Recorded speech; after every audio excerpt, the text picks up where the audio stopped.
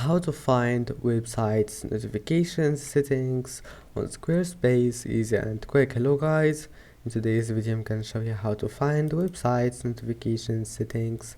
First, open your browser, and now once you're here, click account, click on your profile here, and then click notifications. And now once you're here, click notifications and scroll down, and here we'll find site notifications, and that's it. Here you can manage default preferences, and you can turn off sites comment notifications, and you can turn it on again.